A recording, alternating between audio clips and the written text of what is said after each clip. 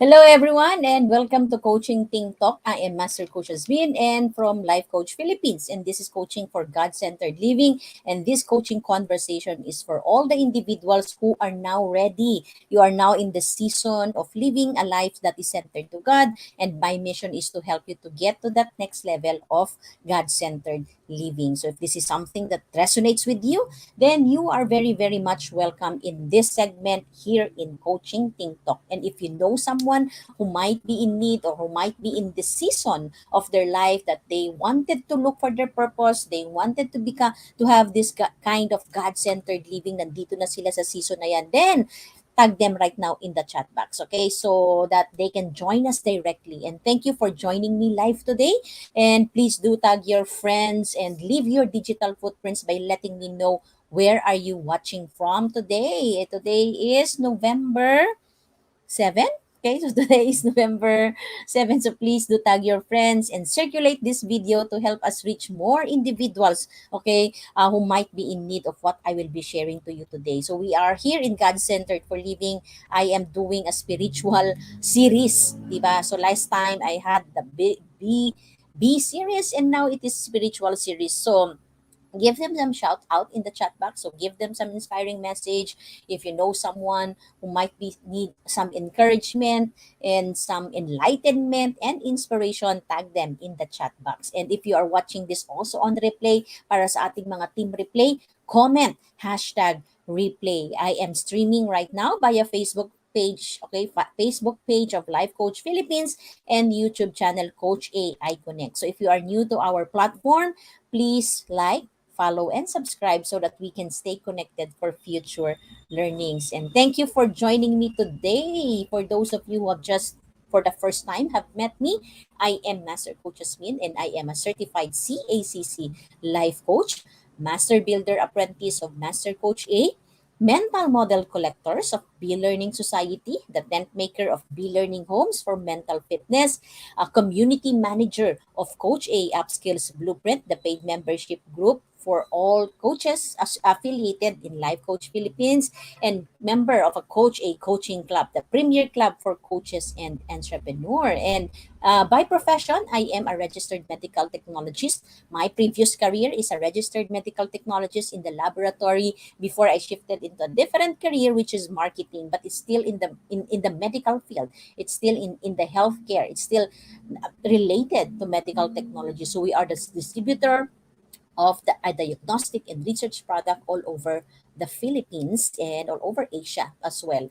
And I am also a master coach. For 2 years ago, Master Coach A have launched the apprenticeship program, and I am the first master coach, and that was 2 years ago. I am also a certified and life mental health coach, master builder apprentice, public speaking scholar in 6 steps, 6-figure speaking career training program of Master Coach A, and pastor's wife and with mother of two, ages 19 and 18 years old. And by heart, I am an entrepreneur. And coaching, I believe, it will enable individual to journey from brokenness to wholeness. So if this is in the your area, your season in your life right now that you are journeying from brokenness to wholeness, then I would like to invite you into my community, Life's Labyrinth Coaching Community. I am the founder and creator of Life's Labyrinth Coaching Community. Here in this community, this is a free community for you if you are someone who is now ready to transition into your life. If you are tired of going around in circles,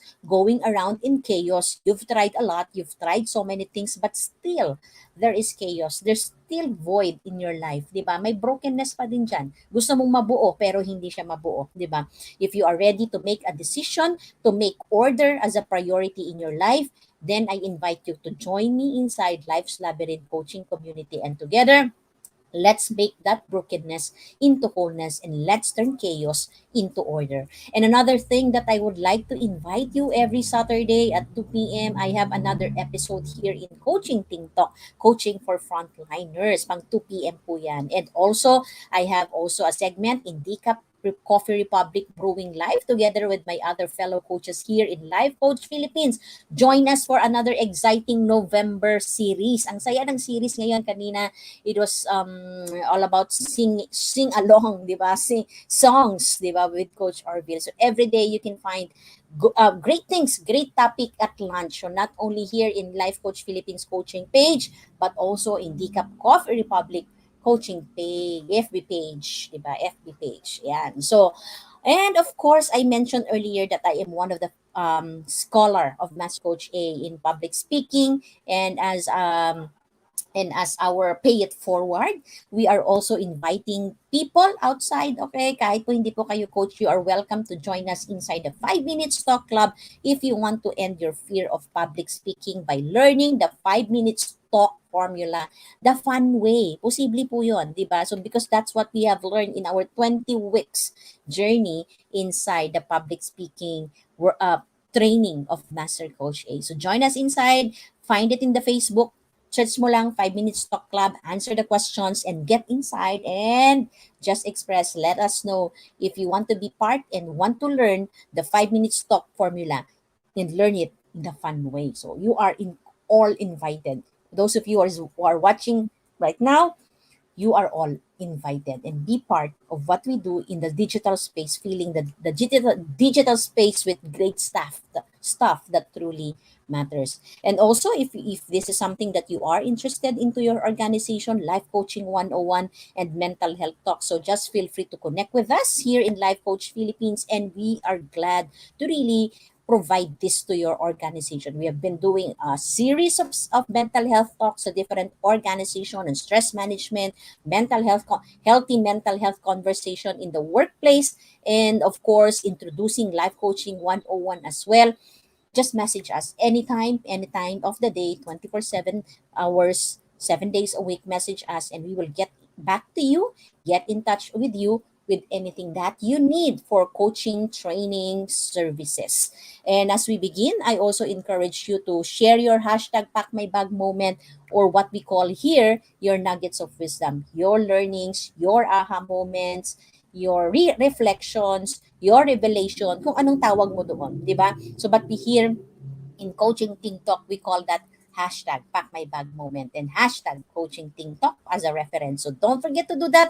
Be a blessing in the digital space by sharing that, right? So as we begin, God-centered life. So this episode is something for you to reflect every Sunday, to check onto yourself if you are still living a God-centered life or a self-centered life. So there's a big difference on that, right? So God-centered is more about having that peace and calmness into your life, that you know that you are giving glory to the creator, to the source of everything. And living in a self-centered life is being living in your own world alone. So it's good that we have a reflection every Sunday about God-centered life, God-centered living. And here in this segment, so I am not talking about here of religion. I'm not convincing you of to change your religion or church, promoting any church at all. But this is all about improving and living a God-centered life. It's all about your personal relationship with God, because that is something that each and every one of us have with God, a very personal one. My relationship can be different with your relationship with God. It all are different, diba? Iba-iba tayo. But what we are talking about here is how you can improve that personal relationship with Him and allow Him to speak to your life, allow Him to really move into your life, right? So God-centered living. So once again, I am on a spiritual series about spiritual. Okay, the last time I shared about spiritual oxygen, spiritual heart disease, spiritual season, spiritual intelligence, spiritual wellness, spiritual maturity, spiritual humility, and now spiritual goals. O, di ba? Marami na tayong mga spiritual series pala, no? And my previous episode in the previous month was B series. So magaganda rin po yun. So you can watch it on a replay here in Live Coach Philippines Facebook page. Ayan. So watch it on a replay. Nakaayos po yan. Inayos na po yan ni Master E so that you can easily locate and find each segment here in God-centered living. So are you excited? Okay. Hello, Coach Nords. Hello, Lizzie, Coach Sean. And everyone who are watching us, so feel free to leave a message so that I can acknowledge you accordingly. So pag-usapan po natin ngayon ng spiritual growth. You know what? Goals, goals, goals. So ngayon po ay season ng goals, right? And it is always good to prepare your goals for the following year, succeeding year earlier. Kaysa naman sa January ka pa magpe-prepare ng goals mo, di ba? And one of the best thing as well that you don't ever forget is to set a spiritual goal. So when you say spiritual goals, this pertains to any goal that the intention is that you have that intentions that you have related to discovering your purpose and living a meaningful life, di ba? If you want to have a meaningful life, if you want to live it on purpose this coming 2022, di ba? If you wanted your life to become more meaningful, to become more purposeful than your 2021, then this is for you, okay? It's about time for you to set spiritual goals, di ba? Pag-usapan natin yan. So, when you say setting spiritual goals will help you to connect to your spiritual side and gain clarity, okay, on the purpose of your life. You know what? God has given each and every one of us a purpose. We are part of the biggest mission into this world. My purpose can be different to your purpose, di ba? Kaya importante na malaman po natin kung ano yung purpose natin. What is it that God wants us to do? What is our contribution to the world? And when you talk about spiritual goals, when you talk about purpose, wala pong malait at malaking purpose because everyone are interconnected with each other. If we miss our purpose, the grand plan will not be executed, will not be implemented. Parating may kulang, di ba? So what is your spiritual purpose? You know what? When you set your spiritual goals, it will help you to align, to get a clarity on what is God's purpose into your life. Ayan. So, buenas tardes, Coach Al and Coach Tin. Ayan. So, importante po yan. So, let's talk about spiritual goals. I know money goals, career goals, relationship goals, we have that, di ba? But one thing that we need also to take in consideration is spiritual goals. So, I'm gonna be sharing to you few things. Ang dami. In fact, madami ito, but I just chose 7. Okay? Okay? Maganda yung number 7, di ba? 7 spiritual goal example to help you grow in 2022. Di ba? Tamang-tama.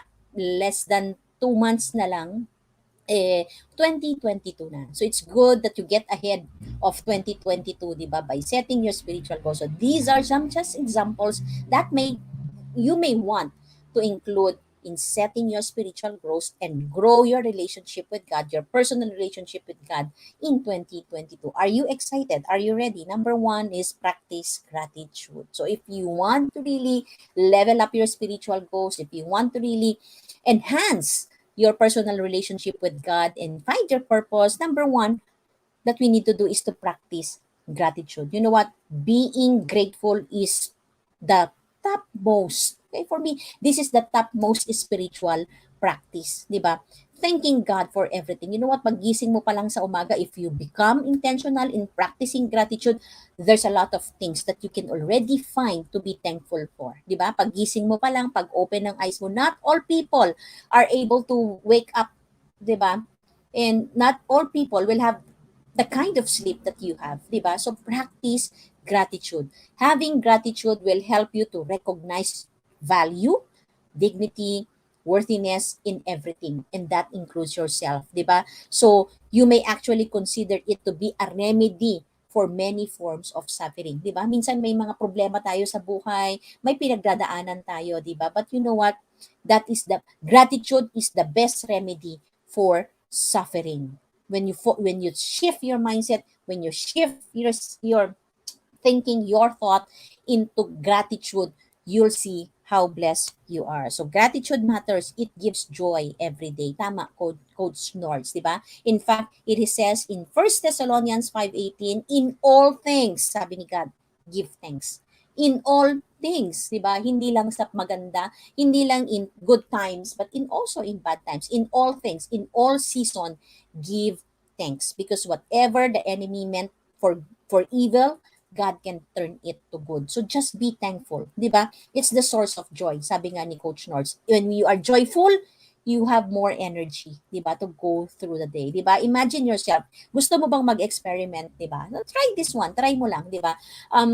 Paggising mo sa umaga, just be thankful about everything. Second hour of the day, third hour of the day, alarm your phone, 'di ba? Just think of something that you can be grateful for and let me know how did your day end and practice it every day, 'di ba? So this is something that is you may want to include. Okay, number one yan, practice gratitude in your spiritual goals next year, 'di ba? In this way, you are able to appreciate more of God. You are able to appreciate more of God's blessings into your life. And you know what? When God is pleased, the more blessings that He will give to you, 'di ba? Number two is take a leap of faith. Ayan, take a leap of faith. This is something that you can add on to your spiritual goals next year. Take a leap of faith. Spiritual growth, okay, personal relationship with God requires always taking a leap of faith, okay? Every once in a while. Kailangan din natin yon, di ba? Kailangan pinapractice talaga natin yung faith din natin. Tumatalon din talaga tayo sa faith, di ba? Di ba? So, take a leap of faith and believe that God will provide with the resources that you need for you to succeed. Ayan. Kailangan natin yan, di ba? Kailangan nating magtiwala sa Diyos, di ba? That He will provide everything that you need. In fact, faith is taking the first step even when you can't see the whole staircase, sabi ni Martin Luther King, di ba? That is faith. Faith is the evidence of things hoped for, even if you have not seen it, 'di ba? Sabi ng Hebrews, 'di ba? So, faith is taking the first step. Take the first step. What is it in 2022 that you are going to take a leap of faith? Yan, 'di ba? Para sa lahat ng mga kasabayan kong MBA here and Coach Al and Coach Sean, 'di ba? From Life Coach Philippines, what leap of faith are you going to take next year? Okay? Sabi dito, faith make things possible, not easy. Okay? Sabi ng Joshua, ito lang ang pangako eh. Ito lang yung promise ni God sa atin that be strong and courageous. Do not be afraid. Do not be discouraged. For the Lord your God will be with you wherever you go. So take a leap of faith. Faith, it makes things possible but not easy. Ayan, may disclaimer tayo dyan ha. Pero, okay, hindi siya madali, but it will make things possible. So, what is it that you need to take a leap of faith, a decision of faith for 2022? So, think of it right now, and that will be part of a great part of your spiritual goals to help you grow in 2022. And number three, that you may want to include into your spiritual goals in to help you grow in 2022 is to spread kindness. Ayan.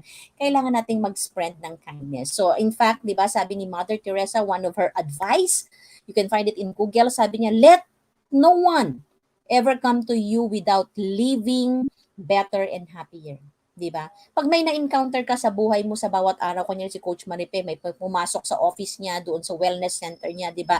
Sabi ni Mother Teresa, let not no one come to you without living better.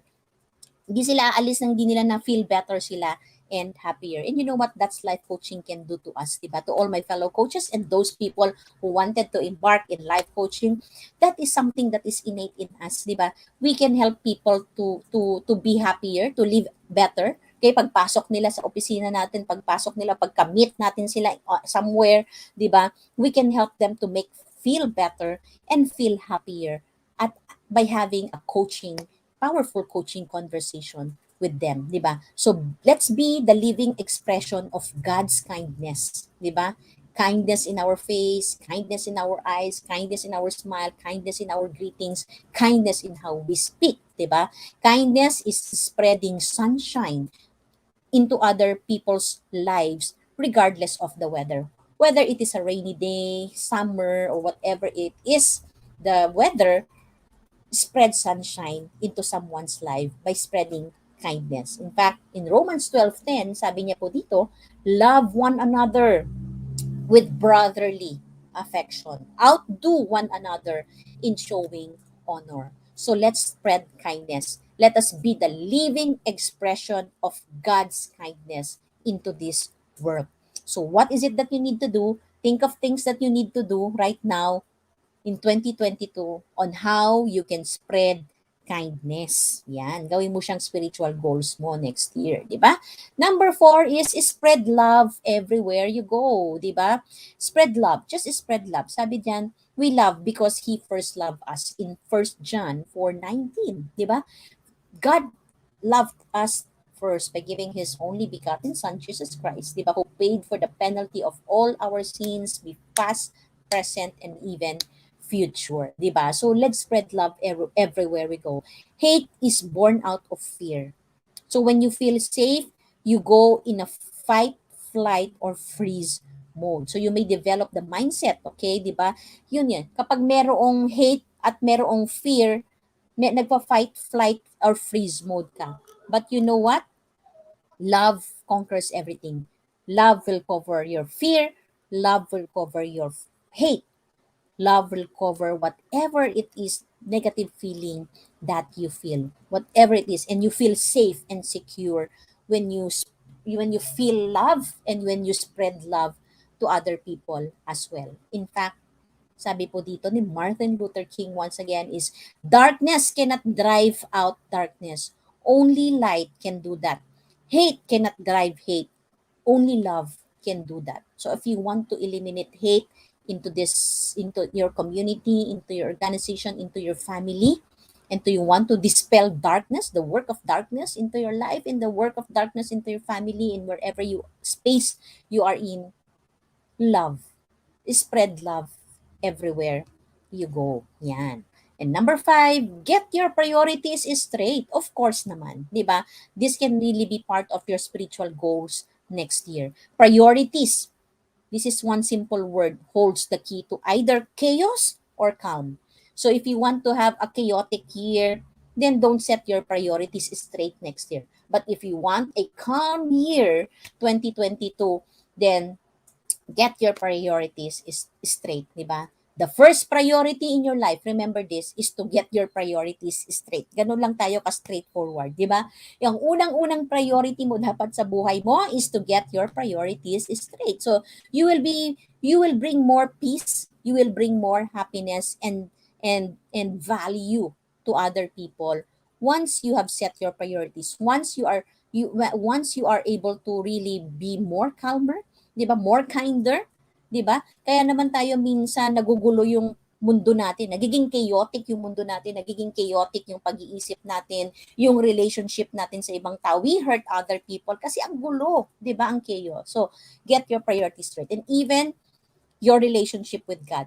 Get your priority, your relationship with God is straight in your 2022 because it will turn your chaos into calmness, 'di ba? So set that, okay? Spiritual goals include that. So how are you going to do this? What will be your priority in your relationship with God next year in other things that you need to prioritize? And number 6, okay, number 6 is to practice self-care. So this is second to the last. Practice self-care. Of course, we all need that, 'di ba? Minsan sabi niyo, "Oh, spiritual goals ba 'yan?" Yes, 'di ba? In fact, in the scripture, 'di ba, love the Lord your God as you love yourself and your neighbor, 'di ba? Bago naman talaga natin mamahal yung ibang tao, we must love ourselves. We cannot give what we don't have. If we cannot care for other people if we don't take care of ourselves as well, 'di ba? Engaging in self-care will allow you to nurture your sense of connection and meaning into your life. Sometimes you don't even appreciate, hindi natin appreciate yung relationship natin with God and with other people simply because we don't have that sense of connection and meaning into our life. But when we take care of ourselves, and once we connected with ourselves as well through self-care, it gives value, it gives meaning, it gives peace into our life. So it is also like importante po na ma-nourish po din natin yung soul natin with spirit as it is your body with water and food. Tama po. So importante po siya, nourish our soul, nourish our spirit by taking care of ourselves. Because yung water and food, siya naman ang bahala sa body mo eh. But you need to take care, do some self-care, okay, to nourish your soul. So find activities that would be meaningful to you. Okay? Hindi naman siya indulgence, but this is actually sustenance, okay? Sustenance of your well-being. So engage in self-care will help you to live a more balanced and abundant life. So for example of self-care natin dyan, slow down. Okay? Mag-slow down din tayo paminsan-minsan. It's not always go, go, go, go. 'Di ba? Medyo may kailangan din nating mag-pause. Sabi nga ni Master Coach A, 'di ba, pag umaga, bigyan din ng self natin ng oras para kumain peacefully, na hindi nagra-rush, naliligo na hindi nagra-rush. So that is something for me. Okay? Keep calm, be positive, take it easy. Okay? The world will not stop if you take it easy once in a while. Okay? Unplug once in a while, enjoy life, have fun, breathe, relax, go outside, smile, and of course, meditate. So practice some self-care. Self-care muna. Tama, Coach Nor. Di ba? You cannot give what you don't have din kasi. So, if Coach Al, di ba, busy tayo as a principal. And I know that how much you give your heart to the people, to your students, and to your fellow educators, di ba? But we also need to take care of ourselves, 'di ba? Kay Coach Norris, gusto ko yung mga ginagawa niya doon, 'di ba? They go hiking and something, 'di ba? So that's a form of self-care. And one day, let's do that, Coach Norris, 'di ba? Pag open na tayo diyan, 'di ba? So we need this one, and this will connect us better to ourselves and have a meaningful life, and therefore we'll have a better relationship with God. 'Di ba? Pag kalmado naman talaga lahat, kalmado ang puso mo, ang isip mo, 'di ba? The more that you are able to connect with God, our creator. And of course, number 7, one of the most important things that you need to prioritize and set, including your spiritual goals in 2022, is to pray and meditate on a daily basis. Not occasional, but on a daily basis. Have this communication with God. You know what? Prayer is when you talk to God. Meditation is when God talks to you. Okay? So, have this moment of conversation with God always. Allow God to speak with you through His Word. Diba? That's when He speaks to you. Diba? Kaya kung minsan may naririnig kayo, oy, narinig ko si God. Nangusap sa akin si God. Diba? He speaks in His Word. Diba? So, prayer is when you talk to Him, and when you meditate on His Word, that's a time that you allow God to talk to you and speak with you. Being in tune and feeling a connection with something bigger and higher than yourself, and that is God, can be achieved by prayer and meditation on a daily basis. So when you meditate on a regular basis, you won't only be giving yourself the opportunity to gain clarity, you will also be able to hear God and hear, see clearly your purpose. So have this moment, include this. Okay, these are just 7 things that you can include. These are just examples that you can help you grow in 2022. Diba? At the end of the day, spiritual goals, okay, at the end of the day, your spiritual goals is up for you to determine. Example lang po yung mga kanina. Pero ikaw pa rin ang magsiset ng spiritual goals mo. These are just examples, a good place for you to start to nurture or begin to practice a more spiritual living, a more God-centered living. Di ba? And I pray that I have given you some good ideas that will send you in the right direction. So remember to re-evaluate your spiritual goals every so often. Yan, i-evaluate mo din siya to see your progress and determine how far are you from reaching them. Remember, change won't happen overnight. But making small changes, you can work up to reaching the spiritual goals that you establish. So don't stop, just keep going. Change will take time. It doesn't happen overnight, but small steps can make a big difference. And therefore, if you need assistance in setting your goals, I am inviting you in Goal Success Getting Things Done workshop on November 10.